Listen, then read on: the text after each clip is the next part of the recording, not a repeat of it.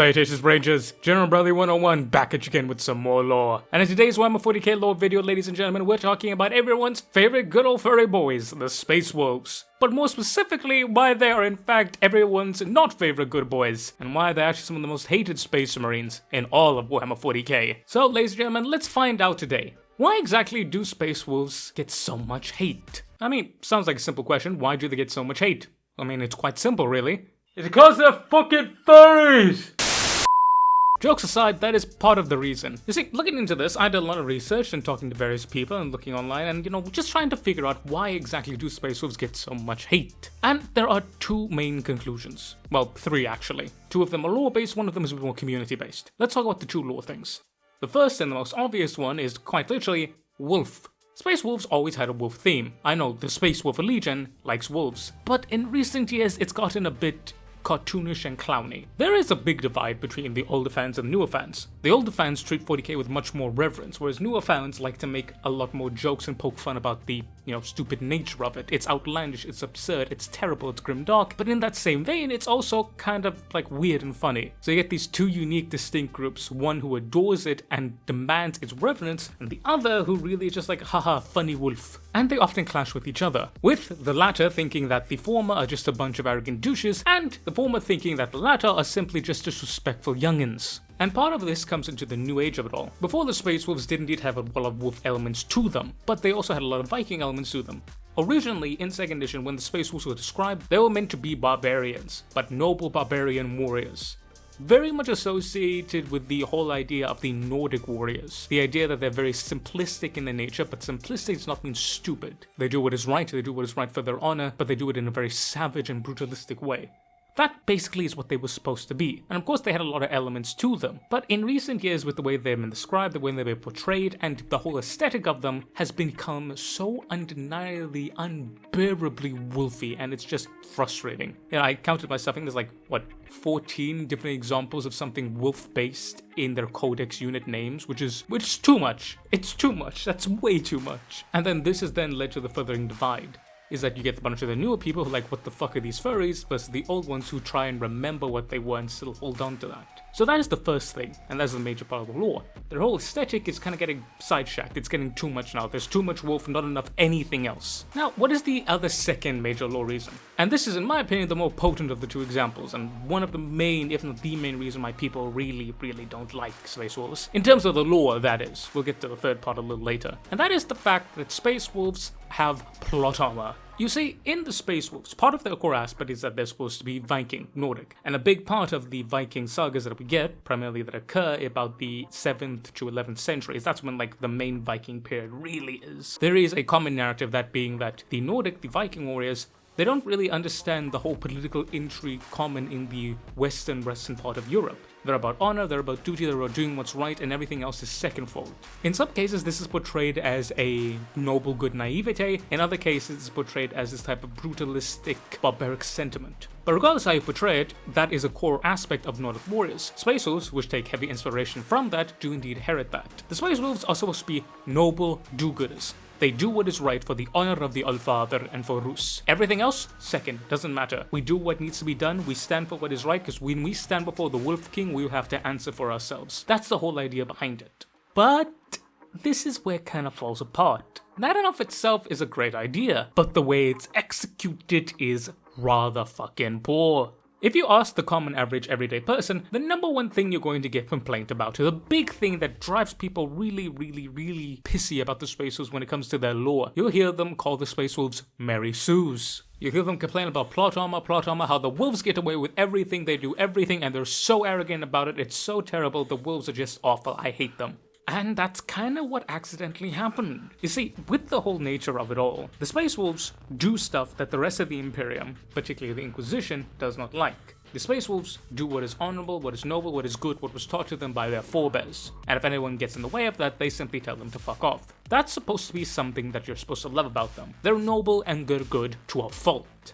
But the way that it's portrayed in the books and in the media, it comes across as really insufferable. Space Wolves by nature are supposed to be arrogant. That's one of their core personality flaws. But when you get a chapter that's inherently arrogant, combined with them believing that they are doing the good thing, and the fact that they get away with other rubbish that would have other Space Marines destroyed, you get a recipe for disaster. The most notable and poignant example of this is the Months of Shame. The Space Wolves straight up go against the Inquisition. Now, many people will point to this and then they'll point to the fate of the Celestial Lions, who also did that. The difference being the Celestial Lions no longer exist, and the Space Wolves are still a firstborn chapter. Now, inherently, this has a few problems. One, the whole thing with the Celestial Lions is never really explained quite well. The sort of headcanoned around thing that fans have come together is that this was a specific sect, and they were really good at what they did, and that was why they got this done. But even then, the idea that a sect of the Inquisition could kill a whole Space Marine chapter immediately, it's a little too much for my taste personally. I'm not abhorrent to the idea, but I'm like, I don't really think that jives too well. But then, the counter-argument is that this is not just a sect of the Inquisition. This is the full-on Inquisition period, during a massive war, during a big old fucking calamity. This is the whole of the Ordo Hereticus versus the Space Wolves. The argument goes that the Space Wolves should have been irreparably damaged from that, and absolutely rendered in naught as a chapter. Which, personally, I don't think is right in terms of a narrative, because they are one of the first founding chapters. They're supposed to be so much better than everyone else, literally because of their genes equality. But also, they're supposed to have a place narratively. But again, people point to this and saying, like, what was the consequence of the Space Wolves? Yes, they lost a few people, yes, they lost some stuff, but like, what exactly did they get? What did they get? Where's the big comeuppance? Where is the big ending? Where was the blood drawn? And people look at that and they're like, nothing happened. Why the fuck are you so special? And that is the further argument of, like, you know, how powerful is the Inquisition? Like, how powerful is the first founding chapter? Those are things that are never really specified on. We know that they were both really, really tough, but the question is, like, what was supposed to happen, we don't really know. In fact, this was supposed to be that. This was supposed to be the groundwork for what would happen if a first founding chapter went against a whole Inquisition sect. And what we got from that, if we are to believe the Space Wolves, is that nothing, really.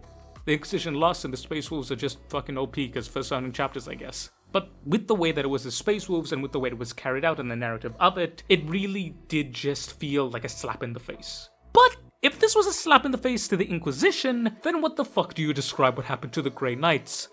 Bradwick, I am so terribly sorry, my boy. To say that the Grey Knights got done dirty in the Months of Shame is a terrible, terrible understatement.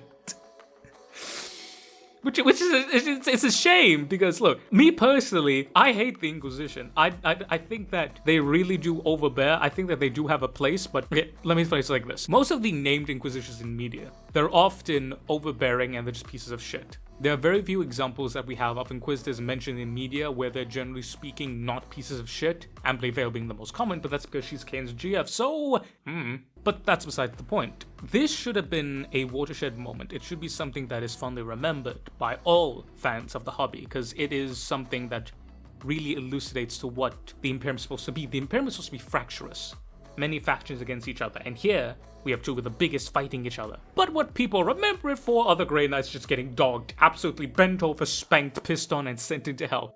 For those of you who don't know about the Months of Shame, and if you're watching this video, you probably do know, but the Grey Knights got their shit kicked in by the Space Wolves, but there was one particular incident that really goes to show why people hate the Space Wolves and why the Months of Shame was so poorly done. Basically, the Grey Knights fire on the Space Wolf ships during a time of peace. Big no-no. The flag of Pale is up, shields are down, and they end up killing a couple wolves. Logan Grimnar, the Great Wolf, rightfully pissed, goes up to the chapter master of the Grey Knights. He's like, yo, what the fuck?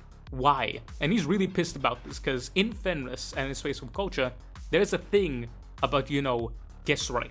To quote Game of Thrones, but it's kind of the same thing. The idea is that if you have a guest under a flag of Pale, you do not, you cannot, you will not. That is something that is an inherent core part of it. And it's not just for Fenris, but pretty much all Space Marines. So the Grandmaster Knight's like, yeah, I'm sorry, it was bad, but you know, it had to be done, Lamau. And Logan Grimnar straight up kills him.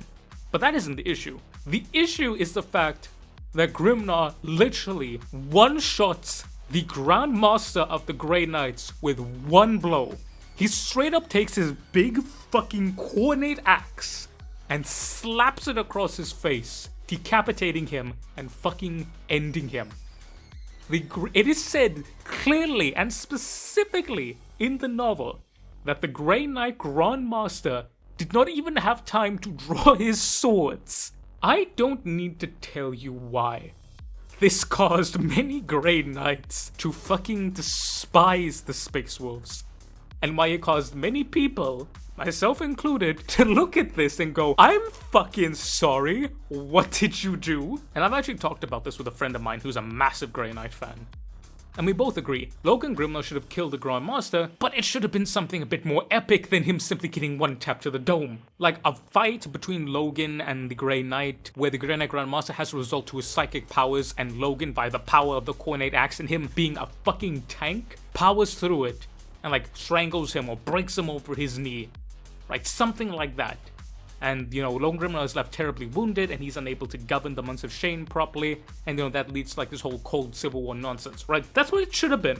But no, and it's the classic thing of, oh, this big bad is super big bad, but this dude killed the big bad, so it's bad. Oh no, look how amazing he is. It's the Worf effect. You guys ever watch like Star Trek? So this is Klingon called Worf. He is indeed the best fighter in all the Enterprise. So often what happens is that he would get bodied by like the villain of the week, and then it's like, oh no, villain of the week. He beat Worf. Holy shit, he's super strong. But when you keep on doing that, it doesn't seem like that villain is particularly strong. It just seems like the person being used as Worf is just a fucking bitch. We also have other examples of this, Allah being the Swarm Lord and of course the Avatar of Cain, which are supposed to be the best of their entire factions and just end up getting pissed on by everyone and their mother. So in an attempt to make Logan Grimlow seem like the biggest badass of all time, you actively put an entire faction on its ass and make them the bitch boys of the Space Wolves. So you combine the fact that the Wolves ultimately won, the fact that they disrespected the Grey Knights, the Inquisition, and that they suffered basically no losses. Like, it is said that with the ship that they lost, they did indeed lose their Lost Leviathan Dreadnought, which,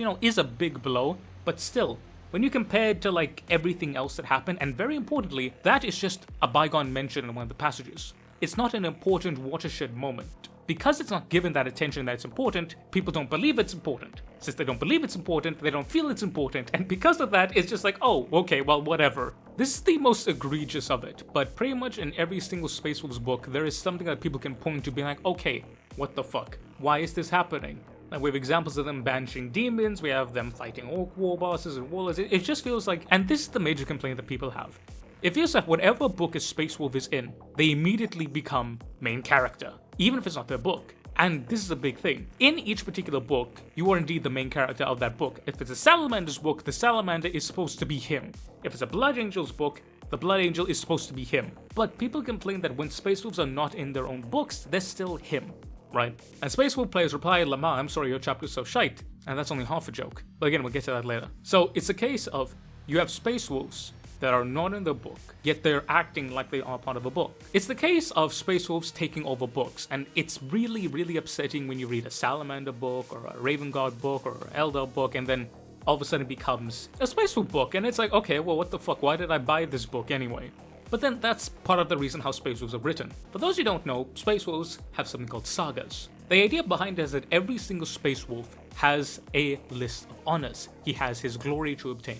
He must get that. He must get it done. The idea of making a name for yourself, of personally forging a legend, is something that is straight ripped up from Nordic and Norse mythologies, and it is a big part of their culture. Thus, with the Space Wolves, it's a big part of the thing.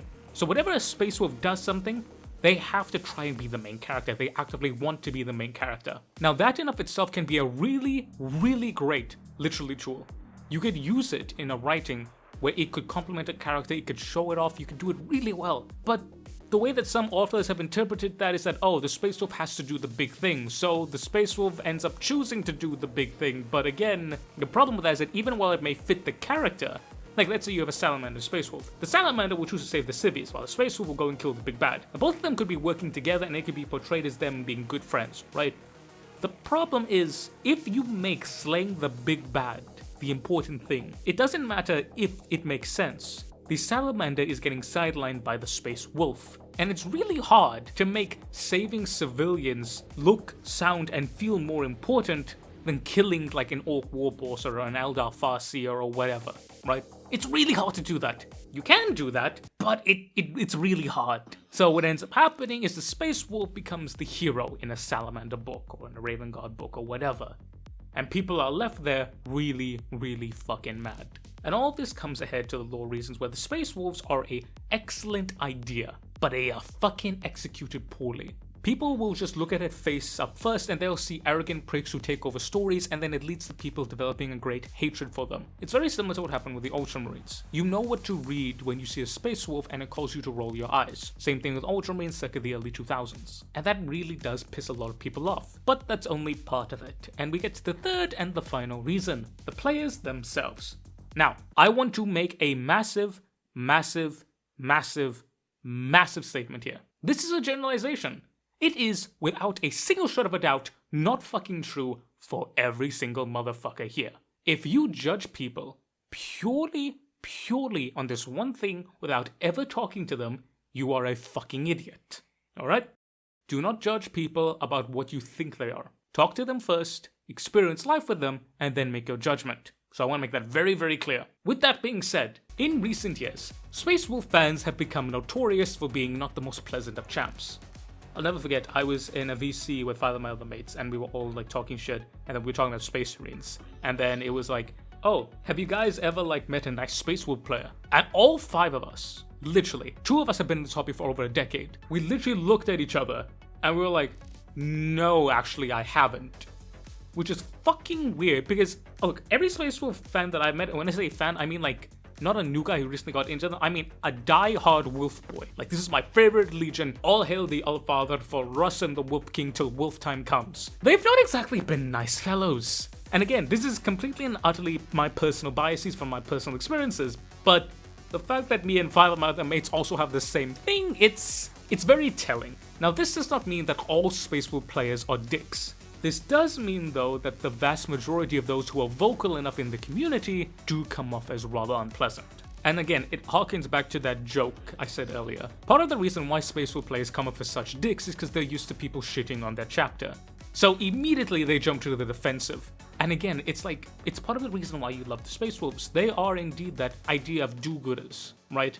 They have their flaws, but they do what is right, and that's ultimately what's good. So when you believe in them and you look at that and you see these noble, barbaric warriors yet still have more honesty and goodness to them than the most civilized folk that are in the Imperium, and you hear someone talking shit about how they suck, you're gonna get a little pissy, which is understandable. That then leads to a lot of misinterpretations and arguments between each other, and then it comes to this point where most people think that Space Wolf players are just pieces of shit, which is not at all the case. Again, in Warhammer 40k, we have a really big problem within the community of pointing at someone and saying, actually, you are fucking wrong, and here's why. People in 40k in particular, of all the hobbies I've ever been in, love being right.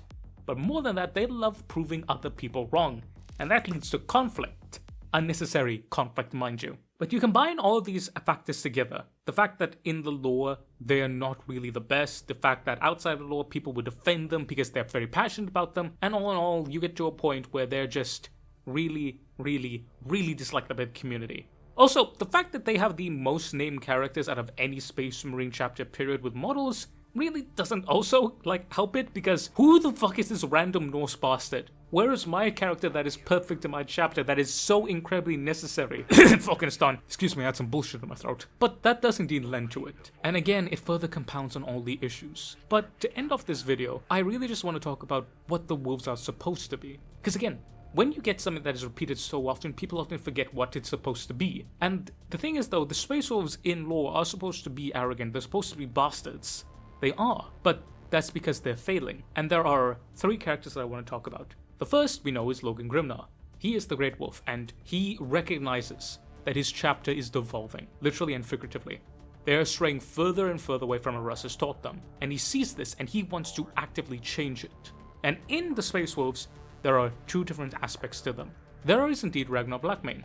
He is a good man, he is noble, and he truly lives up to the idea of the noble Nordic barbarian warrior, honor above all. One of the most notable examples is that when he learns that the Space Wolves stole the gene seed of the Flesh Terrors which caused them in a warfare, he actively goes, reclaims the gene seed, and apologizes to the Space Wolves personally, humbling himself before their lord and accepting all types of slander that would normally cause a fight, because he knows that what his chapter did was wrong, and he deeply apologizes, and he reunites connections between the Flesh Terrors and the Space Wolves. In Warhammer 40k, the idea of a Space Wolf apologizing and being humble about it is something that is so foreign, but that wasn't always the case. Russ was someone who was a complicated character. He did what he thought he had to, not what he wanted to. One of the most pointed examples of this is that when he and the Lion are talking about an incident in which case there was friendly fire between the Space Wolves and the Dark Angels, the Lion's like, hey, you fucking killed my dudes, please apologize. Russ then immediately lashes out at him and starts talking shit. But he only did that because his captains were around him. Russ actually wanted to apologize to him, but he couldn't because his Jarls were near him. He could not appear weak in any way, shape or form. That is part of Fenrisian culture. Again, that is a flaw that is deeply inherited in someone's culture, and then they have to learn and express it via other means around them. Meaning that ultimately, to come full circle, Russ would learn that it doesn't matter what his culture says, he's not on Fenris anymore. But again, there are parts of that that are littered throughout the entirety of Russ's story, and it really does go to show that Leman Russ is a 3D character. He has multiple angles and aspects to him. So the fact that in modern day 40k, the Space Wolves are seen as something that is super arrogant and super dickish, Russ would not indeed be happy with it. And we get that other Space Wolves, particularly Primaris, particularly call them out on this bullshit when they see how arrogant and stuck up and prickish these guys are acting to their new brethren. And there is no more pointed example of a dick than Crom Dragongaze. He is not a very well-known Space Wolf character, but it is a shame, because he should be. The Space Wolf story should be Logan Grimnar guiding the chapter, the light side, that being Ragnar, and then the dark side, that being Crom. Crom has one of the highest victory tallies of any of all the Space Wolves.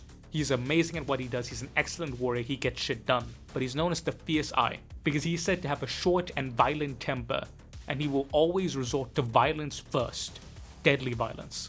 Even within the Space Wolves themselves, there are those who decry his tactics as dishonorable and needlessly bloodshed.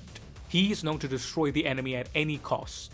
He will achieve victory and glory at any cost, and he often breaks the tradition of the Space Wolves actually caring for civilians, as he does not give a fuck. He will sacrifice anyone and anything to achieve victory, because at the end of the day, to him, the glory that he receives is able to get him into Valhalla. That's it. He is the dark aspect of the Space Wolves made manifest, and there is actually a fight going on between the two souls of the Space Wolves chapter, those who want to remain loyal to Russ, and those who want to give in to the bestial animalistic urges that marred their chapter for so long. And Grimnar is trying to balance the two. That is what the Space Wolf story should be. It should be something that shows that, hey, yeah, they are indeed suffering. They are indeed losing. Because the Space Wolves have indeed lost a lot. Like, the Space Wolves lost so many men throughout the entirety of the heresy, and even after the heresy, they were so reckless and in their abandon during the entirety of the fucking scouring that they lost thousands of Space Marines, so much so they were actually reduced to the size of a large chapter. That should be something that is a core part of them. The Space Wolves are a legion, a chapter that is dying. We should look at them and we should see that. But we don't, because people often miss the point, authors included. The Space Wolves get a lot of shit. A lot of it is rightfully so, but that's because what they're supposed to be is not what they're represented as. You may have this amazing, delicious, beautiful dinner, but if the only thing that you can see, hear, and look at is a fucking slice of dried ass moldy white bread, it doesn't matter how beautiful that dinner may look. If you can't see it, you can't smell it, you don't know it's there. So even though it is there and that's not what you're going to eat, if the only thing you can see is this moldy piece of bread, the only thing you're going to associate dinner with is the moldy piece of bread. And that is what has happened to the Space Wolves. They have a story that is beautiful, awesome, amazing, wonderful. The idea of these noble warriors without their father, having their father just be lost, and all of a sudden devolving over time into something that would make their father hate them. And now they must decide, do they fall to the Wolfen?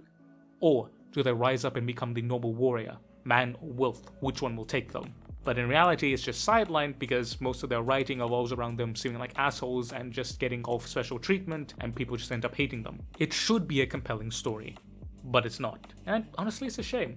Because like, there's a lot of that with a lot of Space Marine legions. But what does that mean overall? Me personally, I don't know. But hey, if you ever wondered why do people hate the Space Wolves, this is why. And if you are a Space Wolf hater, but remember, every single legion has something that you can love. Every single legion has a character that is amazing. Every single legion has their goods and their bads. There is no such thing as a terrible legion. The legions that are terrible now are those that have fallen from grace. Remember them. Not as they are now, but as they were. Accept that they are bad now, but know that they once were good. And what they could be, well, that's something altogether different.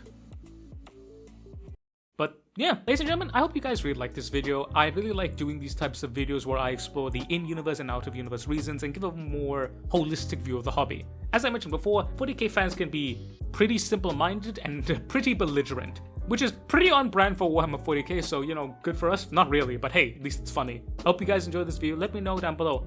Did you guys know this about the Space Wolves? Did you guys even know about Chrome Dragon Gaze?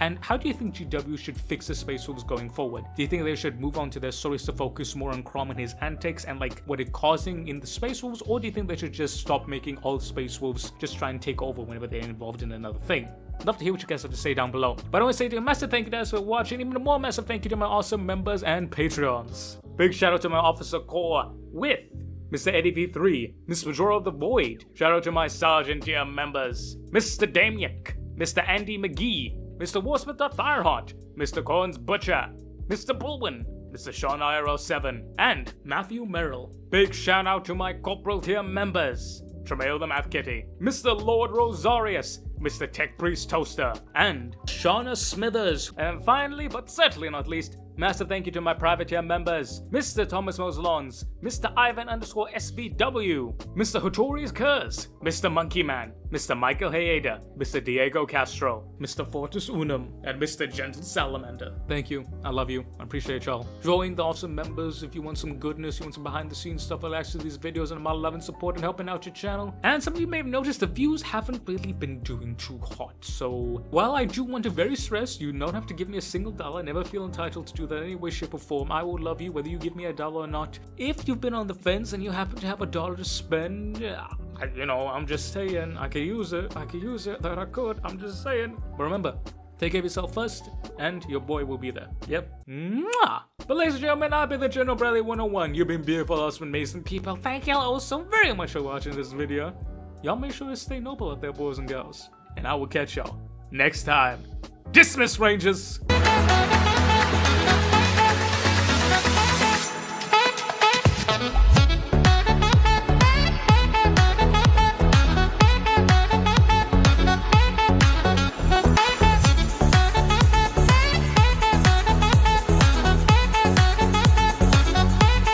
Also, the fact that there are indeed a lot of furries in the 40k community and a lot of them are space wolves doesn't actually help their cause.